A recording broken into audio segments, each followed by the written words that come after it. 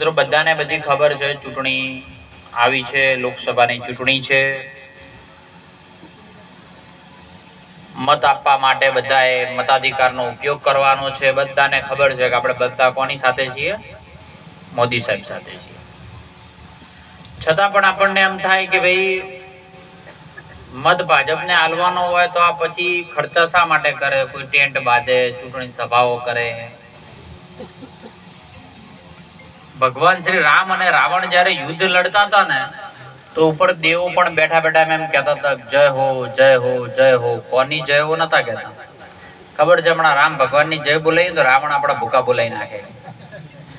એટલે થોડું યુદ્ધ ભગવાન શ્રી રામ તરફ ઢળ્યું ને એટલે ઉપર દેવોએ પણ પુષ્પ વર્ષા ચાલુ કરી। ભગવાન શ્રી રામચંદ્ર કી જય, ભગવાન શ્રી રામચંદ્ર કી જય। એમ દરેકને ખબર છે કે મત ક્યાં આપવાનો છે, પણ આ માહોલ જોઈને જે કગાર ઉપર બેઠો છે ને કે ભાજપને આલુ, કોંગ્રેસને આલુ, ભાજપને આલુ, કોંગ્રેસને આલુ, આ માહોલ જોઈને અહીંથી નીકળે ને વિઠોદરની આ સભામાંથી તો નક્કી કરી લે કે ભારતીય જનતા પાર્ટી વિજય બનવાની છે। એ કગાર પર બેઠેલા લોકો માટે આ માહોલ બનાવવાનું કામ થાય છે। મિત્રો બાકી આપણે બધાને ખબર છે કે નરેન્દ્રભાઈ જ્યાં બેઠા છે એટલે આપણે અહીંયા કામ કરી શકીએ છીએ। નરેન્દ્રભાઈએ બનાસકાંઠા માટે પાણી ક્ષેત્રે ખૂબ ઊંચી વાત કરેલી છે। એના માટેના અલગ આયોજન અમને બનાવેલા છે।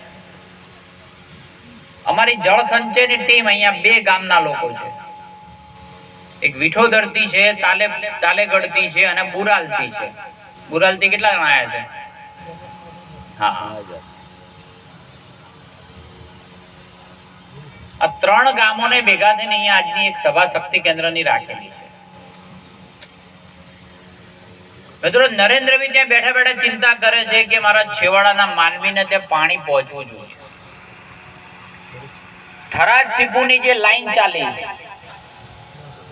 નર્મદાના નીર આવ્યા આપણા ત્યાં, એમાં ગામનું આ ગામની અંદર કેટલા તળાવો છે? સરપંચશ્રી ક્યાં ગયા?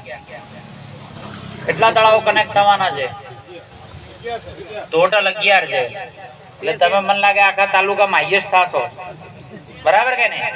અને જેટલી કઈ તકલીફ પડતી હતી કનેક્ટ થવામાં, એ જોઈતા કાકા ને અમારે રોમચંદભાઈ ને અહીંયા સરપંચશ્રી ને મુકેશભાઈ ને બધા ચિંતા કરે કોક પોન્યુ નાના મોટા નતા થતા, કોક જગ્યાએ પોન્યુ સેટ કરવાનો, કોઈ જગ્યાએ નદ પડાવવાનો। અમે બધા ભેગા થઈ અને એસડીએમ ઓફિસે જઈ સરકારમાં રજૂઆત કરી અને લગભગ 1-2 દાડાની અંદર એના પોનિયા બની જવાના છે। એટલે આપણા ત્યાં લાઈન આવવા કોઈ અટકાઈ શકે નહીં પછી।